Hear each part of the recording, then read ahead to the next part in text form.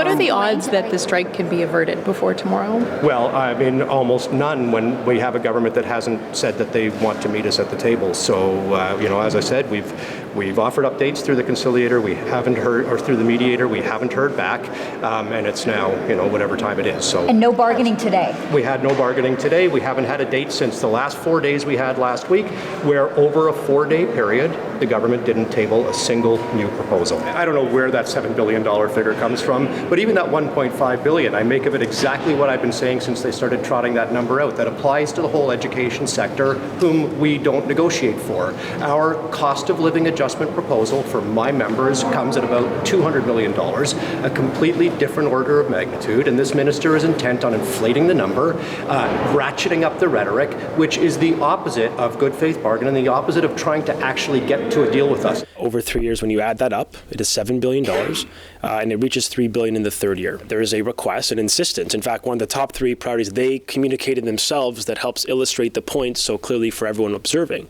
that if we do not get these requests, including the compensation increase, the $1.5 billion increase, which is the sector-wide impact of their request, that if they don't get that, they will strike tomorrow. Look, every time Mr. Lecce stands at this podium, his made-up numbers get even bigger. Today, what we're seeing from Mr. Lecce is an obvious, desperate attempt to make this about anything but Mr. Ford's class size hikes, teacher layoffs, and cuts to our children's education. Mr. Ford called teachers thugs. Mr. Lecce is essentially accusing teachers of being greedy and selfish.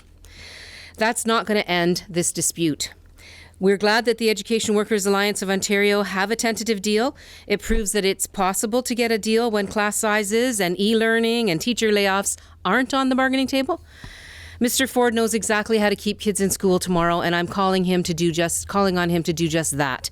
Cancel your cuts, keep class sizes at an average of 22, get rid of the plan to have students take courses online instead of in classrooms. It's pretty basic.